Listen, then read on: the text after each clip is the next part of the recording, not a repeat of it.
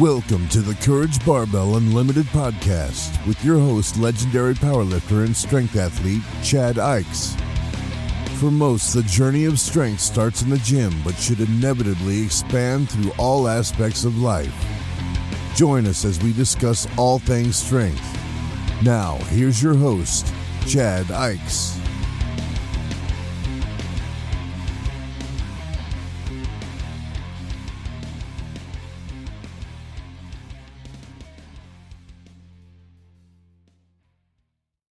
Hey, everybody. I'm back. Today, I want to talk about the coefficient in powerlifting and how a lot of the best lifter awards are based on coefficient.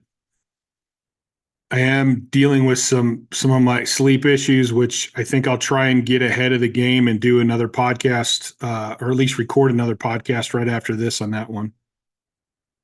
So I might be a little off today, but we're going to see how it goes. You can't just quit and give in. You got to keep going.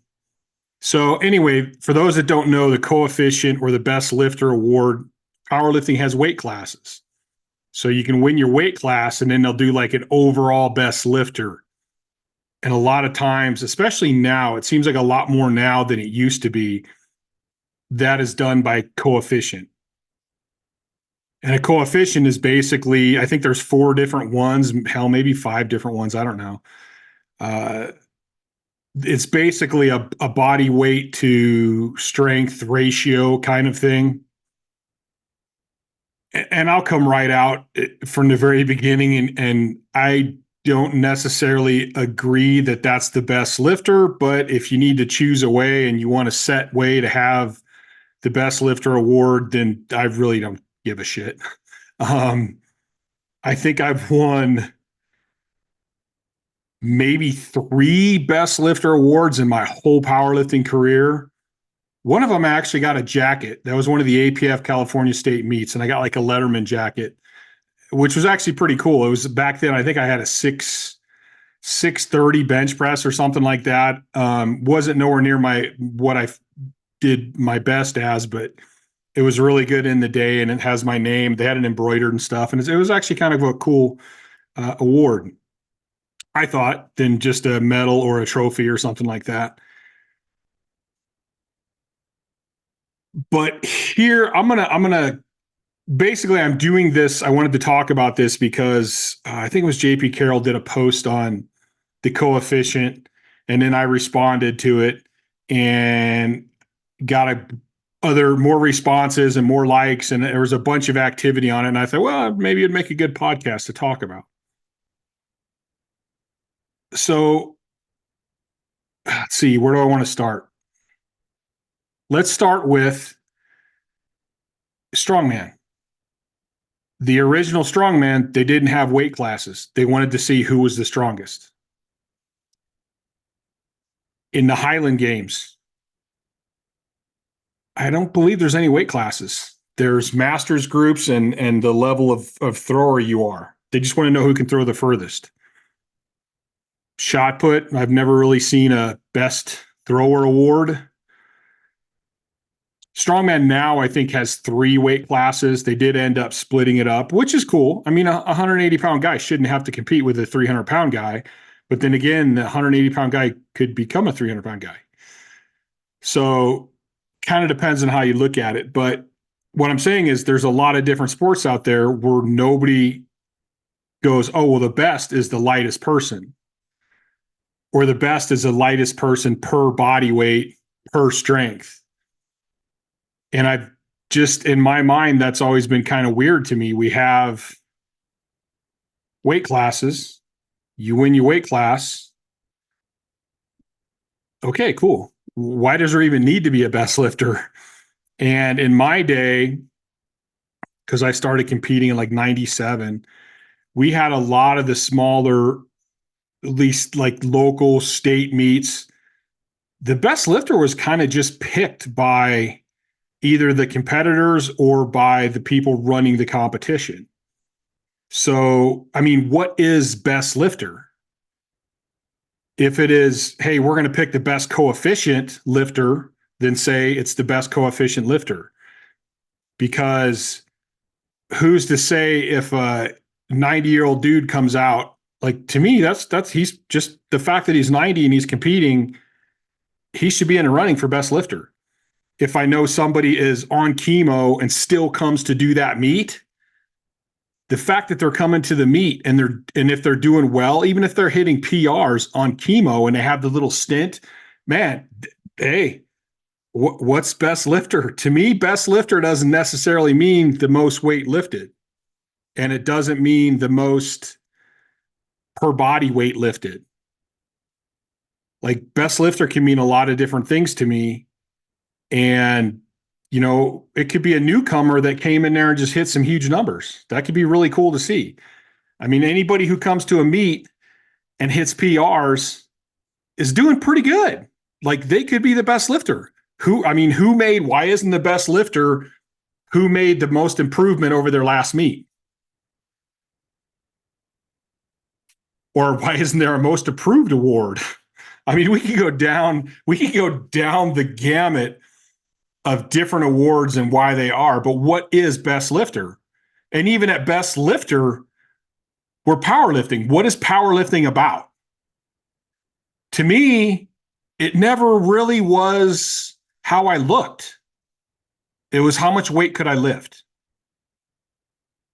Like, if I wanted it to be important in how I looked, I would go into bodybuilding or whatever, the guys that wear the board shorts, that kind of thing. It was never about what I looked like. It was about how much I could lift. So for me, I didn't really have the genetics to stay at 220 or 240, which is my natural body weight, and get as strong as I wanted to be. I did a whole lot better getting bigger and getting stronger than trying to stay the same weight and getting stronger. It's just my genetics. It's just the way things worked out for me. So I ended up going from, I think by the time I did my first bench meet, I was like 270, which was on the high end for me. But eventually I got up to 397 pounds and I didn't feel good, and I wasn't gaining, my strength had slowed down. I wasn't gaining strength like I was, and I felt like shit. So I dropped back down to 385, started making strength gains again. So I stayed in that 365 to 385 area, which was not by any means easy. It was really difficult to stay that big. And it definitely had issues in life being that big. You can't find clothes that fit. You don't fit in cars. Hiking mountains, which I love to do, was way more work than it could have been. But that was a sacrifice I made to be as strong as I was. So then if we're going to take this further and go down further, I was thinking about this the other day, and I tried to quickly look some information up on that, and I couldn't find any. So if we're going, per pound, strongest man pound for pound, if you're a person who has genetically bigger bones, you're going to have more body weight of bigger bones. If you're a bigger person, you have heavier tendons, heavier organs, bigger organs to some extent. So that's going to change your weight ratio. If we're going to do like pound for pound, shouldn't we you got to come in with a body fat check, and we're going to do lean mass per strength kind of a thing? If we're really going to get into it, because everybody's going to be different. Like somebody who has small knee joints, their bones, generally speaking, their frame and everything is going to be less per their total body weight than somebody like me who I have small wrists and hands, but have big knees. That's going to be different. And then if we're looking at that, so was powerlifting, and I don't know, maybe for a smaller person, powerlifting was how strong can I get and how light can I be? That I don't know, because for me, it was always just get as strong as you can. Like go up in weight. I was never afraid to go up in weight classes. Like that was Yeah, I got to get bigger to get stronger. So that's what I'm going to do.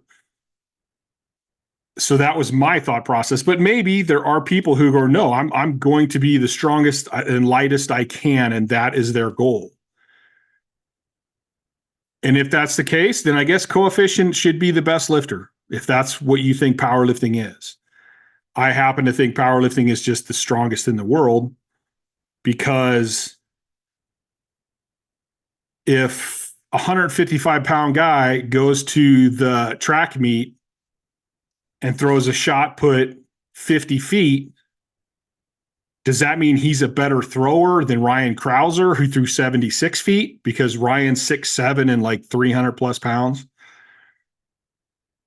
I don't think so. I think Ryan's the best in the world, the best ever at this point. Although Kovacs is coming up on him, so it's gonna be a really cool year with the shot put. And then let's go down now to gear. So if you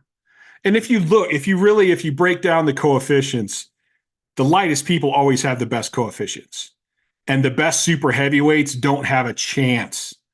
There's no way. I mean, there's just no way. You have small little girls, little smaller women, I should say. They're not little girls, but they're pulling 3 times, 4 times body weight. You know, a 350-pound guy to pull 4 times his body weight, what is that, 1,400 pounds or something like that? Even to pull 3 times his body weight is like 1,050. Like the world record is still just about 1,000. So there's hardly any people that are ever going to be able to do that. So I think there's some sort of physics in there that does not lean towards coefficients and body weight stuff. But let's go now to, say, belts.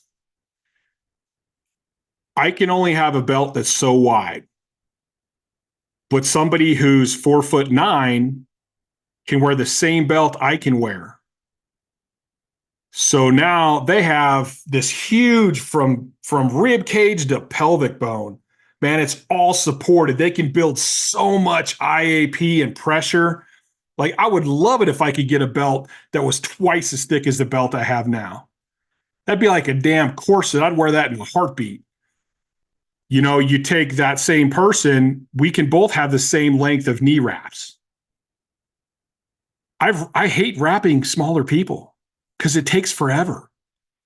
Like, if I get 10 or 12 wraps around my knee, they're getting 25.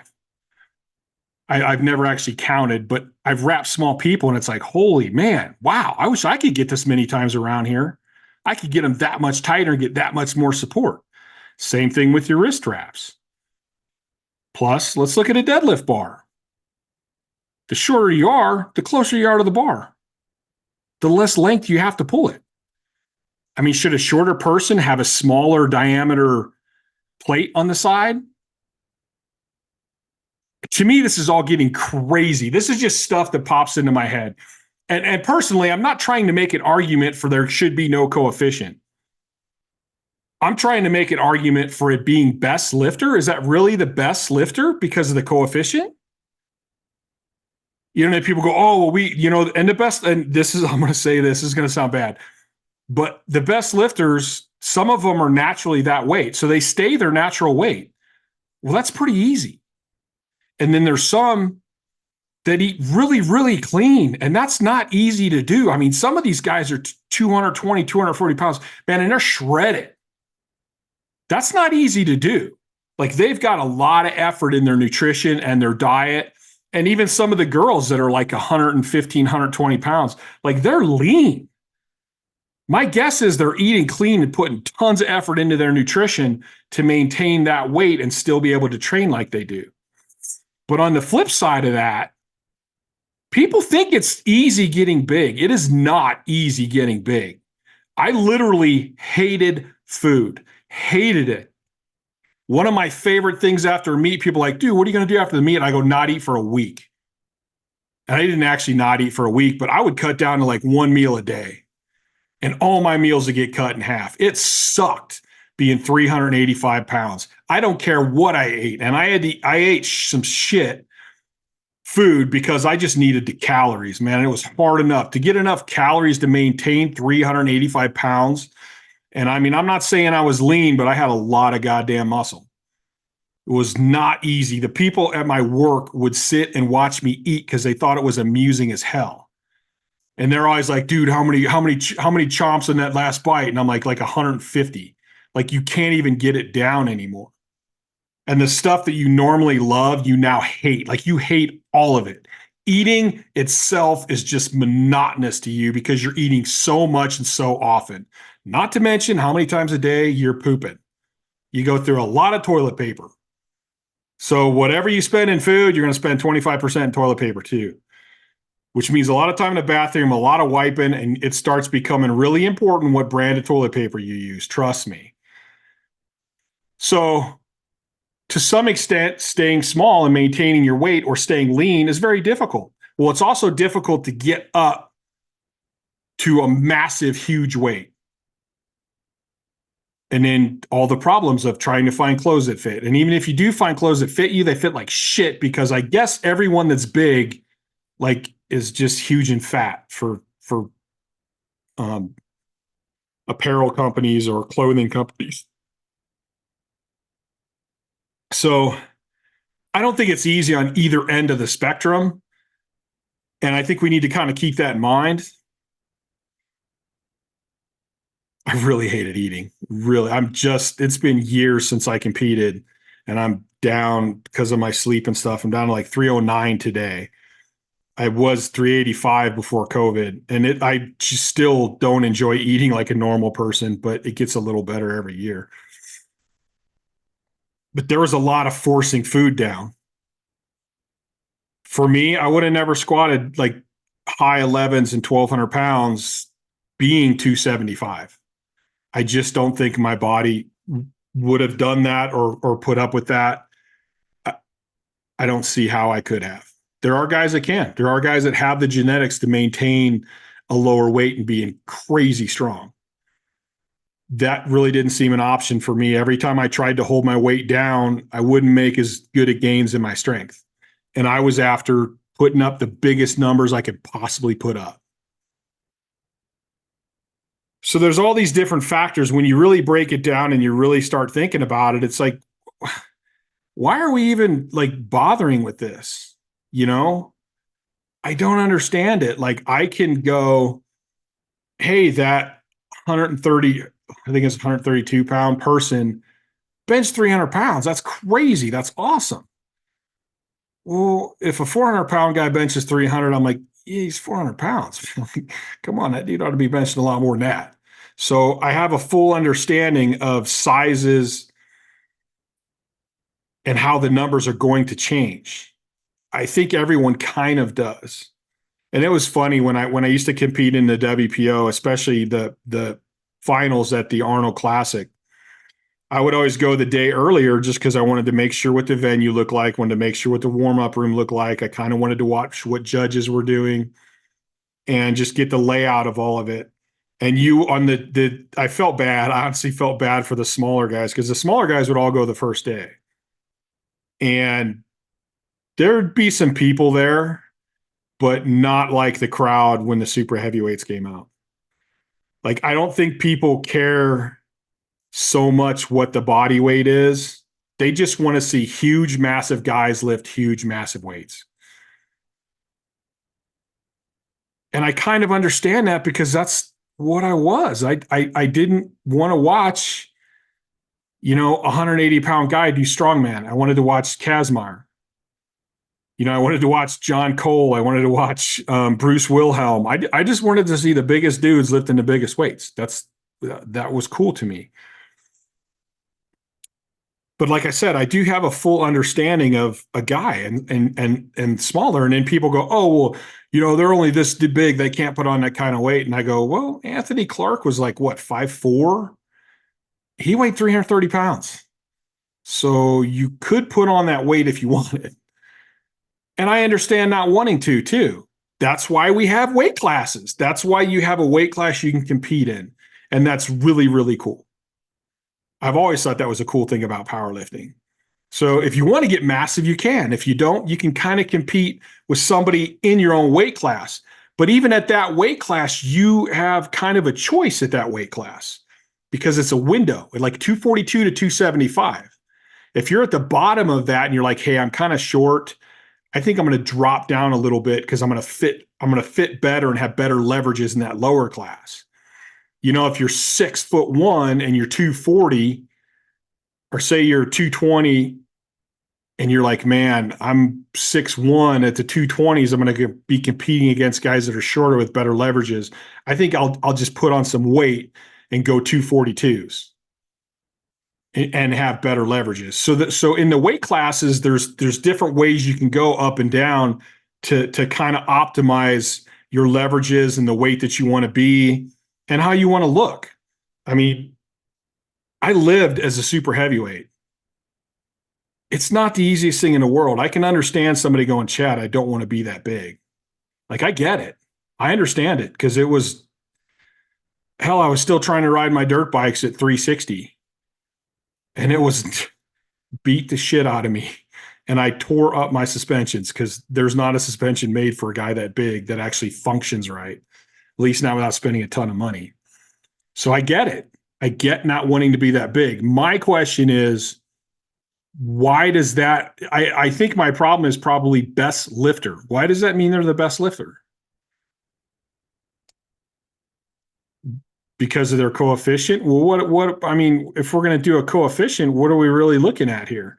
You know, and I would have to look deeper into it. I mean, I honestly never gave enough shits to actually look at the different coefficients and how they're figured. I just know roughly they're all some way of calculating body weight to strength. But, you know, where does all that stuff factor in? And okay, if you got a guy in his 50s, where does that factor in? If you got a guy in their 80s, where does that factor in? And how do you calculate that? Because the older a person gets, the less and less people are actually going to compete at that age group. And to me, that's actually kind of impressive. Because, I mean, just the fact that you're 90 years old and you're stepping on a powerlifting platform, to me, is outstanding. Because most people aren't even they don't have the guts to attempt that at 90, or they haven't been lifting. You know, to me, that's impressive. And how are you going to calculate that into a coefficient? And like I said, if you have somebody who is coming in with chemo, or somebody who is really sick and they're making a comeback, or there's a lot of different factors in there to me that are best lifter. What is best lifter? What's the definition of best lifter? You know, what about the guy who comes out and maybe he didn't come in the right weight, or something happened in his prep? He bombs out in his first 2 lifts, but doesn't quit, comes out, hammers his third one. That's an awesome lifter right there to me. That's a mentally strong lifter, and that's impressive. So who's to say that he's not the best lifter? Like, I think this is an argument that's pretty much pointless. And it's kind of like going, who was the better linebacker? You know, Budkiss, or I don't know who, but like a guy from the 70s or a guy now. Well, you can't even really compare. The game's different. The gear's different. Everything's different. I think the best of the best is going to find a way to be the best of the best no matter what. So why are we arguing about it? You know, and then when a record changes, you're like, oh, well, this guy did more. Like, who's a better thrower, Randy Barnes or Ryan Krauser? Well, Ryan Krauser broke Randy Barnes' record. Is that it? Does that mean he's the better thrower? I don't know. Randy Barnes beat everyone else's record when he was there. The record just wasn't as high. Maybe there wasn't as much knowledge. Maybe there wasn't as much publicity. Maybe there wasn't, you know, the supplements and the food and nutrition and everything that they've learned from then till now. Who's the best thrower? I think that's a dumb argument. I don't think it matters at all. So in the end, that's my true feeling is I really don't give a shit. And the best lifter award isn't something I ever looked for anyway. I think the times that I did get it, I was like, huh, what? Did they say my name? Really? Awesome. Because I never expected it. Because it's not, you don't see too many heavier guys that do that. And even if it is on the heavier end, it's usually the 275s, maybe some 308s. And usually that's in the smaller meets. Like in the bigger meets, it's generally smaller people, I would say. Just because that's the way the coefficient thing works. It's based on leverages and body weight. And is there a coefficient that figures height per weight? If you have two people and they're close on coefficient, shouldn't the taller guy get the win because he's taller and that's going to change his leverages? I don't know. Don't know. Don't really care. But I do find it interesting to talk about and to think about. Because I know a lot of people that don't ever really think about the gear. Well, you can wrap your wrist wraps around your wrist double the times that I can. Is that really fair? Your knee wraps are longer, your belt's wider. Is that, I mean, if we're trying to go what's fair or what's not, or who's the best lifter, I can go, yeah, but you got a big fat belt. Give me a big fat belt and how much more can I lift? Let me wear 2 sets of knee wraps and then how much more can I lift? And I've honestly never done that, so I don't really know how much it would help. But in my mind, if you're wearing a belt properly and you can get that much more support out of it, it's going to help you lift more. I get a lot out of knee wraps and I can't even go around them many times. So give me some bigger knee wraps and I'll bet you I get more out of it. How much more? I don't know. So in the end, I just thought it was an interesting topic. Who really cares?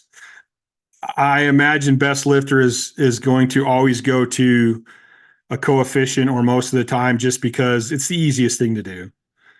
Which coefficient they want to follow, I don't care. I'm not even sure, like open powerlifting, I'm not even sure which one open powerlifting uses. You could probably look it up on all of them in open powerlifting. But it's just something to think about. I mean, in the end, to me, the sport's about being as strong as you can. I don't think I should lose a meet because somebody has abs and I don't, because it's powerlifting. Now, if I went to a bodybuilding competition, I should get my ass kicked. And I would, because that's about aesthetics. And I don't have aesthetics. But that wasn't my concern.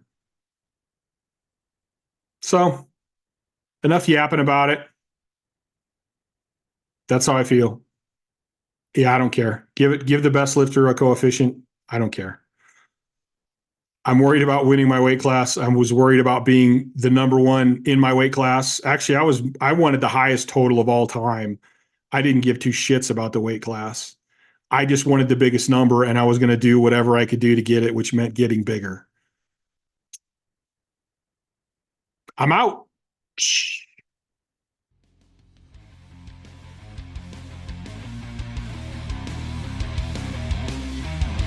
Thanks for listening to the Courage Barbell Unlimited podcast. For more information, please visit couragebarbell.com. Until next time.